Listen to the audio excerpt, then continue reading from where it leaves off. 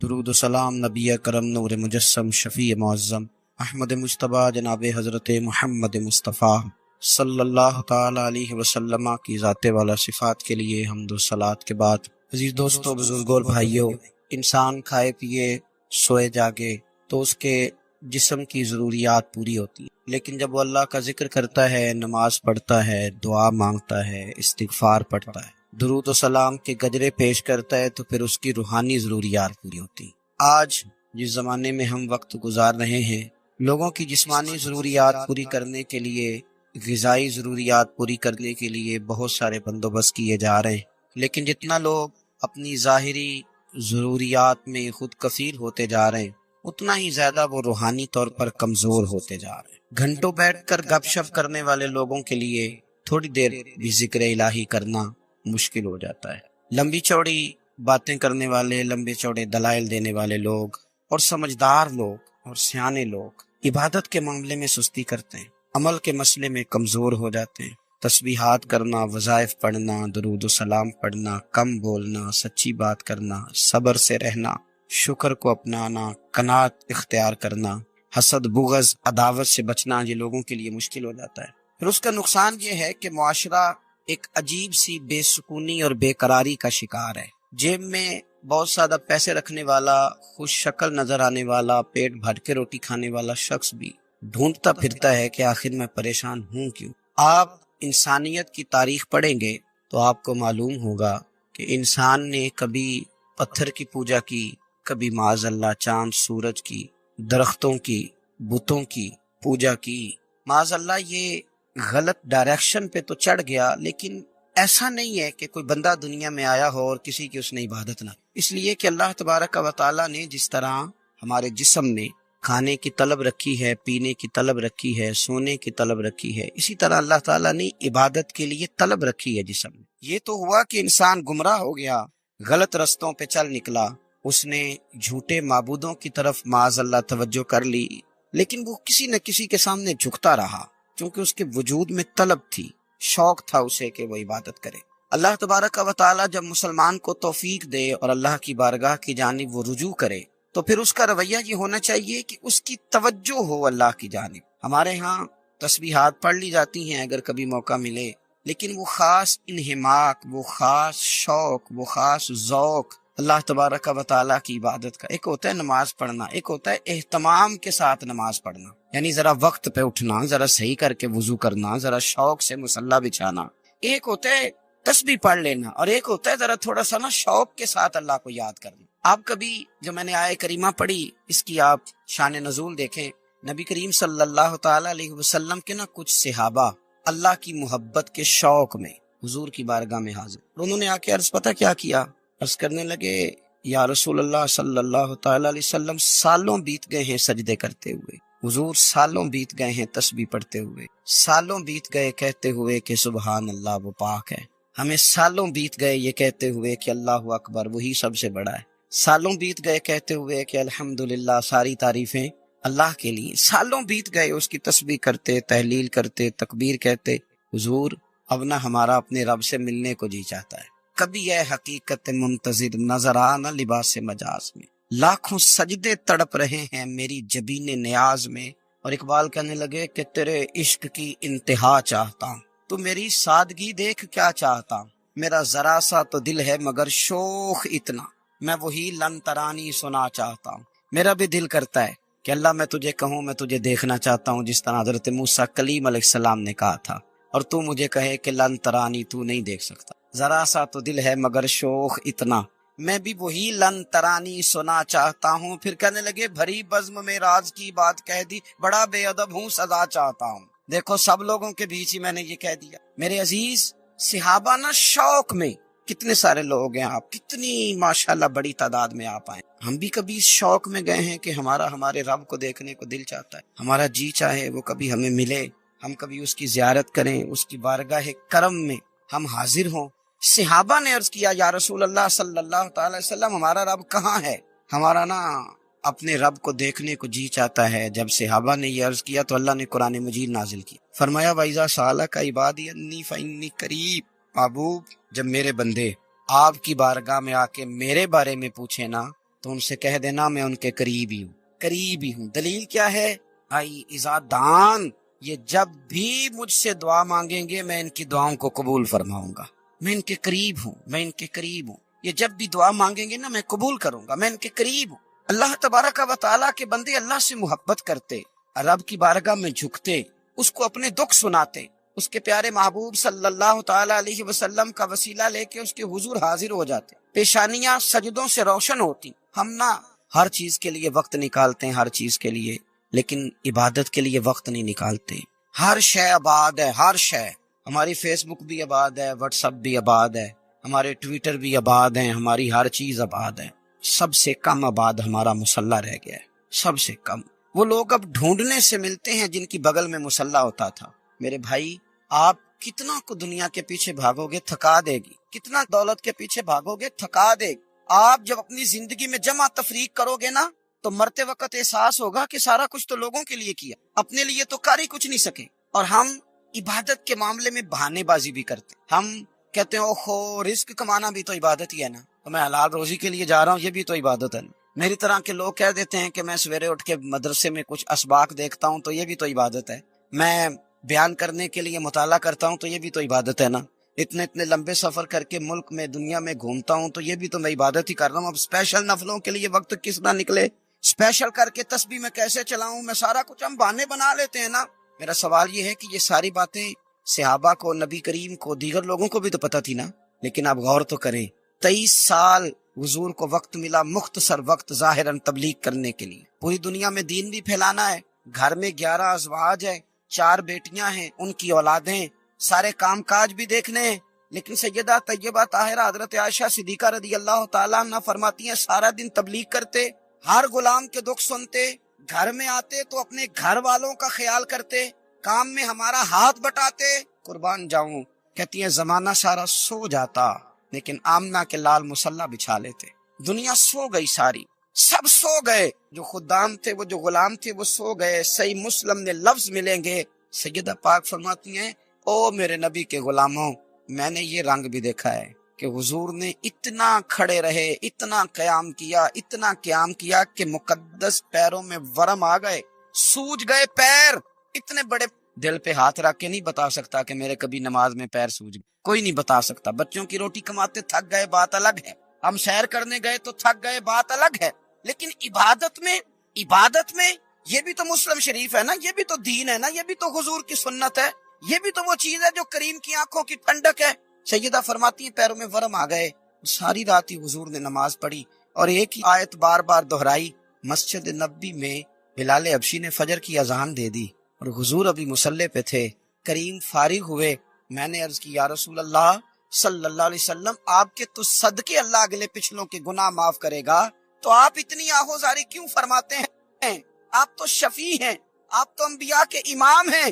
تو حضور نے فرمایا عائشہ تم نے گنوایا ہے نا میرے اللہ کی مجھ پر کتنی رحمت ہے، افلا اکونا عبدا شکورا، فرمایا اگر اس نے اتنی نعمتیں دی ہیں تو کیا میں اس کا شکر گزار بندہ نہ بنوں، میں شکر گزار بندہ نہ بنوں اس کا؟ پھر اگر اتنی نعمتیں اس نے دی ہیں، مجھے اتنا نوازا ہے، تو پھر میں اس کے سامنے سجدے نہ کروں؟ او میرے بھائی، بڑے قابل فخر لوگ ہیں ہم کہ ہم نبی پاک کے غلام ہیں، ہم قابل فخر ہیں کہ نبی کریم کے غلام ہیں۔ کیا کبھی اس غلامی کے شکرانے میں بھی 2 نفل پڑھے کہ یا اللہ تیرا شکر ہے تو نے ہمیں حضور کا غلام بنایا ہے؟ یاد رکھیں کہ اپنی روحانی زندگی کو آباد کریں، استغفار پڑھیں، تسبیحات کریں۔ حضرت عبداللہ ابن عمر رضی اللہ تعالیٰ عنہ حضرت عمر کے صاحبزادے، مکہ مکرمہ میں ان کی قبر ہے۔ میں نے جب انہیں پڑھا تو مجھے ان سے بڑا پیار ہو گیا، لیکن آپ کو پتہ ہے وہاں جا کے کسی شخص کا مزار تلاش کرنا یا پوچھنا ایک مشکل کام ہوتا ہے۔ تو ایک دفعہ میں مکہ شریف میں حاضر تھا تو ایک گاڑی والا ڈرائیور مجھے کہنے لگا کہ مولانا میں آپ کو جانتا ہوں، مجھے آپ سے محبت ہے، ایک بات بتاؤں آپ کو؟ میں نے کہا بتاؤ۔ کہنے لگے حضرت عبداللہ ابن عمر کی قبر دیکھنی ہے۔ میں نے کہا یہ تو نہیں کہہ رہا، یہ کسی نے بندوبست کرایا ہے، یہ اللہ نے تیرے دل میں بات ڈالی ہے، یہ ہو گیا تو لے چل مجھے۔ حضرت عبداللہ ابن عمر کو نبی پاک نے فرمایا تھا راجل صالح، یہ نیک بندہ ہے، یہ متقی آدمی۔ حضرت عبداللہ ابن عمر رضی اللہ تعالیٰ عنہ سیدنا فاروق اعظم رضی اللہ تعالیٰ عنہ کے صاحبزادے ہیں، اور ان کی ہمشیرہ سیدہ حفصہ رضی اللہ تعالیٰ عنہ حضور کی زوجہ محترمہ۔ ایک دن اپنی ہمشیرہ سے کہنے لگے کہ نبی کریم صلی اللہ تعالیٰ علیہ وسلم گھر میں آئے نا، اور اگر حضور غم امت میں پریشان نہ ہوں، طبیعت کو حشاش بشاش دیکھو تو ذرا پوچھنا تو صحیح حضور کا میرے بارے میں کیا خیال ہے، پوچھنا تو صحیح کہ کریم کی بارگاہ میں میرا کیا مقام ہے، میرے بارے میں حضور کیا فرماتے ہیں۔ اب بہن کو کام بتائے اور بتائے بھی بھائی، اور پھر بہن وہ کام نہ کرے، یہ تاریخ میں ہوتا نہیں۔ حضرت عمر فاروق رضی اللہ تعالیٰ عنہ کی صاحبزادی ام المومنین رضی اللہ تعالیٰ عنہ فرماتی ہیں کہ میں تو بس منتظر تھی، انہوں نے تو کہا تھا نا کہ اگر تم حشاش بشاش دیکھو تو بات کرنا، لیکن حضور تشریف لائے، میری باری تھی، میرے گھر تشریف لائے، کھانا پیش کیا تو فوراً میں نے عرض کی حضور ایک بات پوچھنی تھی۔ حضور نے فرمایا پوچھئے۔ میں نے عرض کی حضور میرے بھائی عبداللہ ابن عمر کے بارے میں آپ کا کیا خیال ہے؟ نوجوانوں میری بات پہ غور کرنا، میرے بھائی کے بارے میں آپ کا کیا خیال ہے؟ تو نبی کریم صلی اللہ تعالیٰ علیہ وآلہ وسلم نے میری طرف دیکھا اور پھر حضور زیر لب تھوڑا مسکرائے، اور بریلی کے امام کہتے ہیں کہ حضور مسکرا دیتے تھے نا تو جو بڑا دکھی ہوتا تھا وہ بھی ہنس پڑتا تھا۔ اب سوال پیدا ہوتا تھا کہ پھر تو اس مسکراہٹ کے لیے انتظار کرنا پڑتا ہوگا کئی مہینے کہ حضور مسکرائیں تو رونے والے ہنسیں، تو اعلیٰ حضرت فرماتے نہیں، انتظار نہیں کرنا پڑتا، یہ مسکراتے رہنا تو حضور کی عادت ہے۔ جس کی تسکی سے روتے ہوئے ہنس پڑے اس تبسم کی عادت پہ لاکھوں سلام، یعنی یہ تو عادت ہے حضور کی مسکراتے رہنا، اس کے لیے انتظار نہیں کرنا پڑتا۔ بھائیو آپ خیال رکھیں گے، غور کریں گے، حضرت عبداللہ ابن عمر رضی اللہ تعالیٰ عنہ کے بارے میں پوچھا تو سیدہ فرماتی ہیں کہ نبی کریم صلی اللہ تعالیٰ علیہ وسلم نہ زیر لب مسکرائے اور فرمائے حفصہ تیرا بھائی ہے تو اچھا، لیکن میں نے سنا ہے کہ عشاء کی نماز پڑھتا ہے تو فجر تک سویا ہی رہتا ہے۔ او نوجوانوں، 10 بجے تک سونے کی بات نہیں ہوئی، 9 بجے تک سونے کی بات نہیں ہوئی، 11 بجے اٹھنے کی بات نہیں۔ حضور فرمانے لگے میں نے سنا ہے کہ عشاء کی نماز پڑھ کے سو جاتا ہے اور فجر تک سویا ہی رہتا ہے، اسے چاہیے کہ تہجد کے وقت اٹھا کرے، اللہ کی بارگاہ میں حاضر ہوا کرے، آہوزاری کرے، سجدے کرے، عبادت کرے، اٹھتا ہے اور فجر میں جا کے اٹھتا ہے۔ حضرت جناب حفصہ رضی اللہ تعالیٰ عنہ کہتی ہے میں نے جناب عبداللہ ابن عمر کو پیغام دیا اور میں نے کہا میرے جوان بھائی سن، نبی پاک نے فرمایا ہے تو اچھا پر تہجد میں نہیں اٹھتا، نفل نہیں پڑھتا۔ او میری ملت کے جوانوں، مزہ نہیں آ جاتا جب ساری دنیا سوئی ہو، ساری دنیا، اور بستر بھی گرم ہو اور نیند بھی پورا غلبہ کر رہی ہو، اور اچانک گھنٹی بجے دماغ میں، آنکھ کھلے، گھڑی پہ نظر پڑے، 3:30 4 بجے کا پیغام گھڑی بتائے، اور کوئی چڑھتی جوانی والا اٹھ کے وضو کرے، وہ مصلی کھول کے بچھائے، تو مدینے والے محبوب کہتے ہیں کہ ہر نماز پہ رب ثواب دیتا ہے، اور جو اٹھ کے تہجد کی نماز پڑھے اسے دیکھ کے تو رب مسکراتا ہے، جو اس کی شان کے لائق ہے، جو اس کی شان کے لائق، وہ مسکراتا ہے، خوش ہوتا ہے کہ میرا بندہ تہجد میں اٹھ گیا، وہ مسکراتا ہے۔ کاش ہماری صبح کبھی اپنے مالک کے نام ہو جائیں، کاش کے صبح حضرت ابو الحسن رحمۃ اللہ تعالیٰ علیہ حضرت معاذ ابن جبل رضی اللہ تعالیٰ عنہ کے پاس بیٹھا کرتے تھے، فرماتے ہیں ان سے جو پیار بڑھا تو پھر میرا مصلی سے بھی بڑھ گیا۔ تابعی ہیں، فرماتے ہیں صحابی رسول سے محبت ہوئی تو ذکر سے بھی ہو گئی، پھر درود شریف سے بھی ہو گئی، محبت ان سے بڑھی تو پھر اللہ نے مسجد کا پیار بھی بڑھا دیا۔ آپ فرماتے ہیں کہ میری ہر وقت بھی یہ چاہتی تھی کہ بس اللہ اللہ کروں، بس اللہ اللہ کروں، بس نہ میں ذرا تھوڑی جان چھڑاؤں لوگوں سے، کوئی 10 منٹ ملے تو میں کچھ 4 نفل پڑھ لوں، میں تھوڑا سا نہ بچوں لوگوں سے، اور مجھے تسبیح ملے تو میں نہ کچھ 400-500 دفعہ استغفار پڑھوں، سبحان اللہ، الحمدللہ، اللہ اکبر، لا حول ولا قوت الا باللہ، میں نا تسبیحات پڑھوں۔ فرماتے ہیں کہ بچے تھے گھر میں 6-7، غربت تھی، کام ملتا کوئی نہیں تھا، اور میں کام چور نہیں تھا، کام ڈھونڈتا تھا، پر اللہ کی قدرت کے کام نہیں ملتا تھا۔ فرماتے ہیں کہ میں نے ایک دن اپنی اہلیہ سے کہا کہ آج میں پھر جاتا ہوں کام ڈھونڈنے، تو میری بیوی بڑی فرما بردار تھی، پر اس دن نہ غربت کے ہاتھوں تنگ آ کے کہنے لگی آج نانا کوئی تو چیز لے کے آیا، تو مجھ سے بچوں کی بھوک نہیں دیکھی جاتی، یہ سب روگاں دا روگ محمد جس دا نام غریبی، کنڈ بلا کے لنگ جاندے نی دوست یار قریبی، آج نہ کچھ لے کے آیا تو میں بچے لے کے چلی جاؤں گی۔ شیخ فرماتے ہیں کہ میں بڑا پریشان گھر سے نکلا، پر میں نے صبح سے لے کے زور تک کام ڈھونڈا، کام ملا کوئی نہیں، تو میرے دل میں خیال آیا چلو کام نہیں ملتا تو اللہ اللہ تو کرے نا، چلو بندوں کی مزدوری نہیں ملتی تو رب کریم کی عبادت ہی کرتے ہیں۔ فرماتے ہیں کہ میں نے نا فرات کے پانی سے وضو کیا، نہر کے، شدید دھوپ تھی، ساتھ ریت تھی اور ریت تپ رہی تھی، میں نے اپنا رومال وہیں مصلی کے طور پر بچھا لیا، اور فرماتے ہیں کہ زور سے لے کر عصر تک نماز پڑھی، دھوپ بھی پورے زور پہ، پر میرے سجدے کا ذوق بھی پورے زور پہ۔ فرماتے ہیں سورج بھی چمک رہا ہے اور رب کی عبادت کا ذوق بھی پورے زور پہ، میں سجدہ کروں تو پھر میرا اٹھانے کو جی نہ چاہے۔ میرے استاد لکھا کرتے تھے، یہ ان کا شعر ہے، وہ کہا کرتے تھے مجھے سوز دے، مجھے ساز دے، اور مجھے نیم شب کا نیاز دے، دم سجدہ خود کو میں توڑ دوں، مجھے ایسا ذوق نماز دے۔ اور میں تیری بہار کا پھول ہوں، میں کھلا بھی ہوں تو تیرے لیے، مجھے میری شاخ سے توڑ لے، مجھے اپنی زلف کا ناز دے۔ بھائی فرماتے ہیں کہ عصر تک میں نے نفل پڑھے، دل ڈھلنے لگا، عصر کی نماز پڑھی اور میں وہاں سے چلا۔ اب میں جب نکلنے لگا تو دل میں خیال آیا کہ چھوٹی چھوٹی دیواریں ہیں گھر کی، بغیر کچھ لیے جاؤں گا تو بیوی دور سے دیکھے گی تو شور کرے گی کہ پھر خالی ہاتھ آ گیا ہے۔ کہتے میں نے اپنی اسی رومال میں جس پہ میں نے نماز پڑھی تھی نا، رومال میں کیا عقیدے پنجابی صافا کہتے ہیں، اسی میں نا میں نے کچھ ریت بھر لی کہ وہ دور سے دیکھے گی تو سمجھے گی کچھ لے کے آیا ہے، چلو جا کے اسے بتا دوں گا کہ آج پھر مزدوری نہیں ملی۔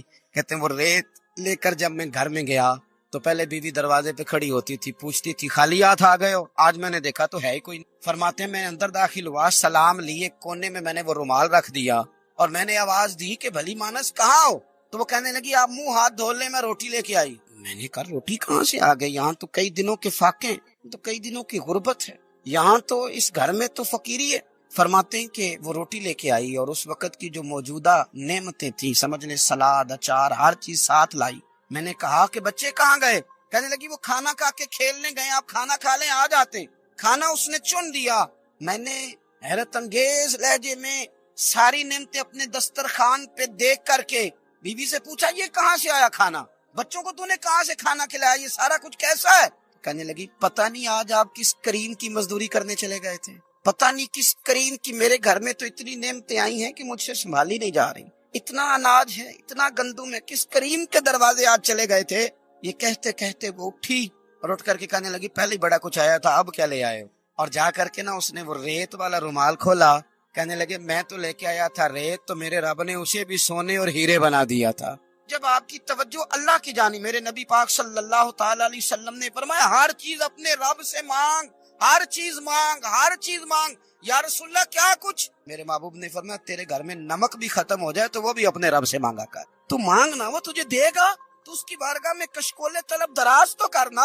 اور ترمذی شریف میں عجیب لفظ ہیں، رسول کائنات نے فرمایا، رب کریم فرماتے ہیں جب میرا بندہ ہاتھ اٹھاتا ہے نا تو مجھے حیا آتی ہے کہ میں خالی کیسے لوٹا دوں اس کے، اتنے بڑے بادشاہ کی بارگاہ میں۔ او بھائی لوگوں سے عزتیں تلاش کرتے ہو تو وہ کیا تمہیں عزت دیں گے؟ وہ تو کل اچھا کہتے ہیں پرسوں برا کہنے لگ جاتے ہیں۔ لوگوں کے سامنے گڈ بک میں آنا چاہو گے تو وہ تو سویرے تمہارے بارے میں کچھ کہیں گے، شام کچھ اور کہیں۔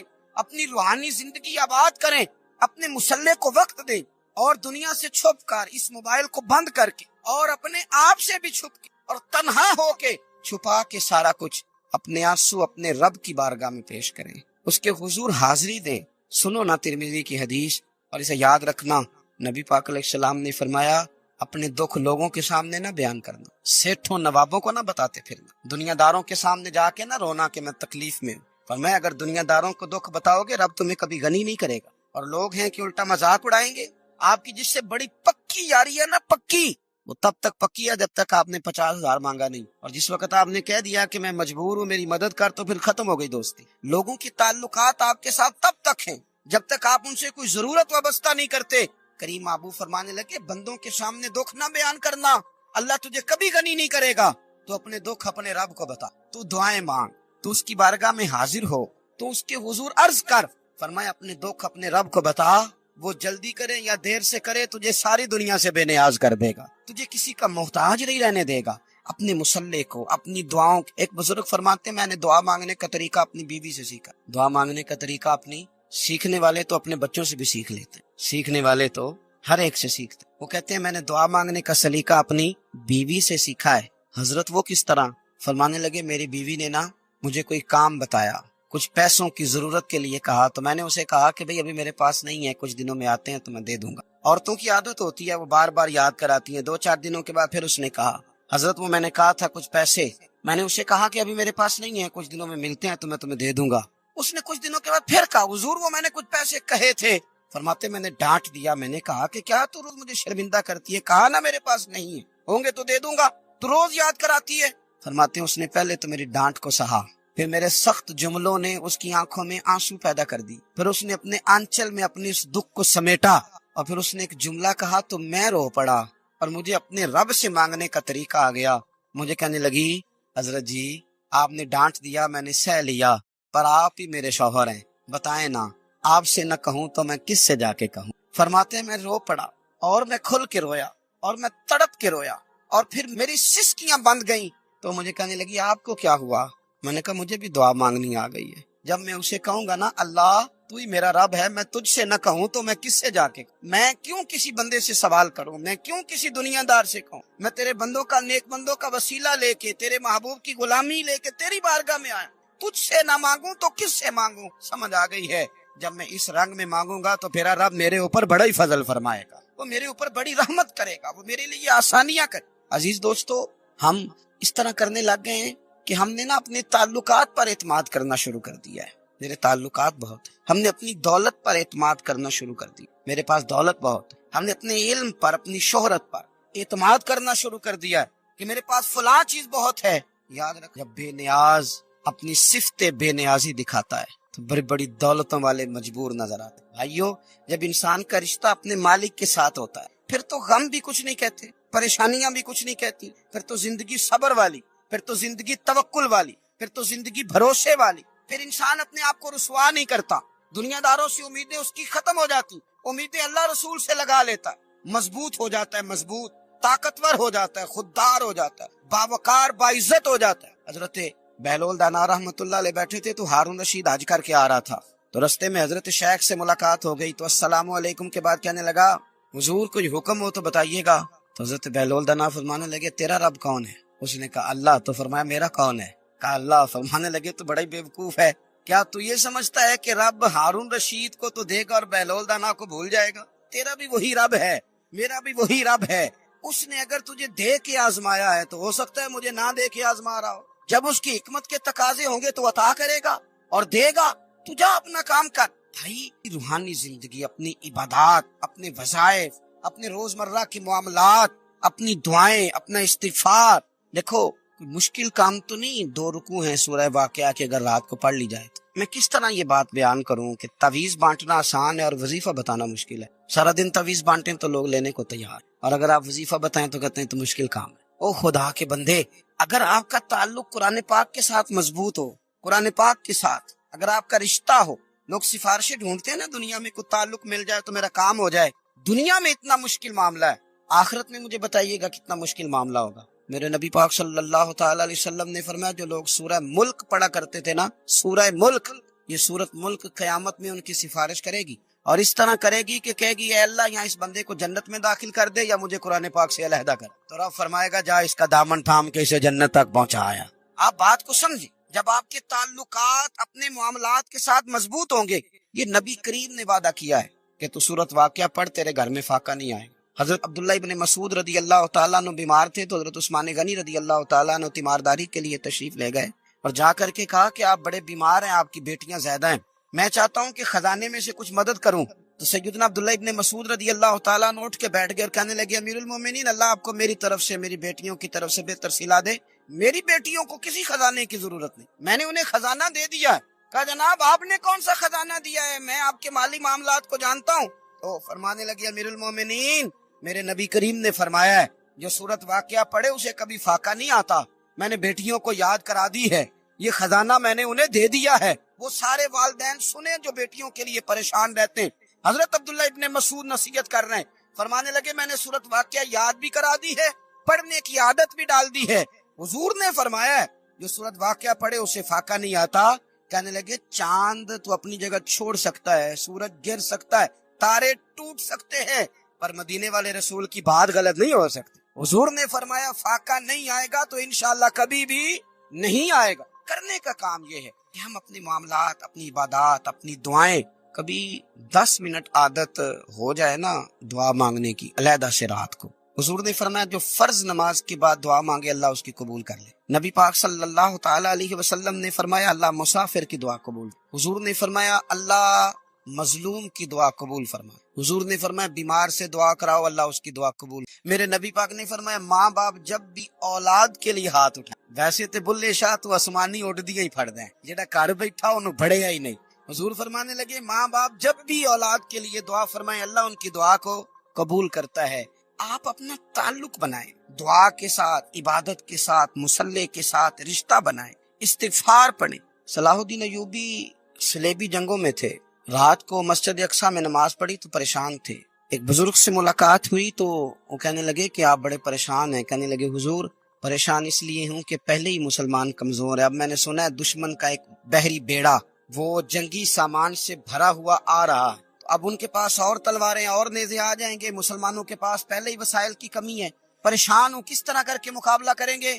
یہ بات کہتے ہی صلاح الدین ایوبی نے بزرگوں سے کہا حضور آپ بھی دعا کرنا. دعا کی بڑی طاقت ہے. میرے نبی پاک نے فرمایا دعا مومن کا ہتھیار ہے.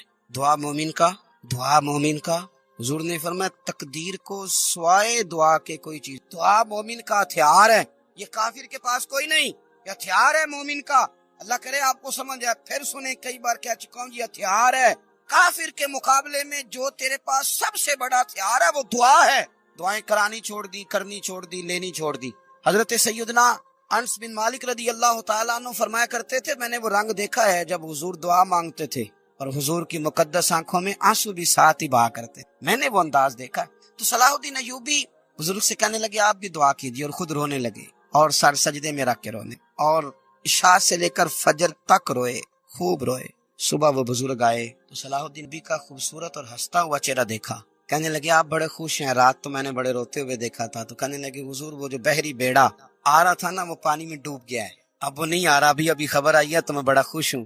بزرگ کہنے لگے اٹھ سینے سے لگ اور سن ایک بات, وہ بحری بیڑا پانی میں نہیں ڈوبا, وہ تیرے آنسوؤں میں ڈوب. وہ جو تو رات رویا ہے نا رب کریم کی بارگاہ میں تو وہ ڈوب گیا ہے. بھائی اپنا مصلے کا, عبادت کا, وظائف کا, اللہ کا سلسلہ اس کو مضبوط کرے. اپنی دعاؤں کے تعلق کو مضبوط کرے. دعائیں بڑے انقلاب برپا کر دیتی ہیں. ہم تھوڑے نا جب سے خشک ہوئے ہیں نا, خشک, اور میری تو جماعت ہی صوفیاء کی جماعت تھی. ہم تو داتا علی اجمیری کی جماعت سے, ہم تو خواجہ اجمیری کی جماعت سے, ہم تو شیخ احمد فاروق سرہندی کی جماعت سے, ہم تو صوفیاء کی جماعت. ہماری جماعت نے بھی وہ تعلق جو ہمارے بزرگوں نے بنایا تھا. بزرگ اللہ کے قریب کیسے جاتا ہے؟ تو ہمارے یہاں نا بہت سارے لوگ کہتے ہیں جی نظر ہو گئی تو کام ہو گیا. بھائی جو بخاری مسلم میں طریقہ ہے نا اللہ کا قرب پانے کا وہ تو نفل ہے. نبی کریم علیہ الصلوۃ والسلام نے فرمایا بندہ نفلوں کے ذریعے رب کے قریب جاتا ہے, اور اتنا قریب جاتا ہے کہ پھر اللہ اس کی زبان بن جاتا ہے, اللہ اس کی آنکھیں بن جاتا ہے, کان بن جاتا ہے, ہاتھ اور پیر بن جاتا ہے. تو یہ تو عبادت ہے, یہ تو اللہ کی بارگاہ کی حاضری ہے جو آپ کو اللہ کے قریب کرے گی. تو اپنے نماز کو اہمیت دے کے ادا کریں, نمازیں موبائل بند کر کے ادا کریں. لیکن نا کچھ لوگ کہتے ہیں مجھے ٹائم نہیں ملتا نماز کا, تو میں کہتا ہوں یہ آپ نے بڑی جرت کی بات کی. مجھے کو میرا پیر بھائی کہہ دینا میرے پاس ٹائم نہیں آپ کو ملنے کا, تو میں کہتا ہوں آج کے بعد آنا ہی نہ. تو کیا سمجھتا ہے, تو بہت بڑا آدمی ہے, تیرے پاس ٹائم نہیں اور ہمیں ملنے کا ٹائم, موج کر. آپ نے اللہ رسول کو کہہ دیا ٹائم نہیں. اور عجیب فلسفہ ہے نا, کہا جائے نماز پڑھنے آؤ تو کہتے ہیں کپڑے ٹھیک نہیں, اور کہا جائے کہ آؤ ذرا دعوت پہ چلیں تو کہتے ہیں 1 منٹ ٹھہر میں کپڑے بدل کے آیا. نماز کے لیے کہا تو کہتا ٹھیک نہیں, دعوت کے لیے کہا تو کہتا میں ذرا تیاری کر لوں, یوں جانا مناسب نہیں. رب تو فرماتا ہے کہ جب تم مسجد میں آ تو زینت اختیار کر کے آ, خوب ذوق سے دعا مانگے, خوب شوق سے نماز پڑھیں, خوب استغفار کا مزاج بنائیں. آپ لوگوں کے بیچ رہ کے سوکھ حاصل کرنا.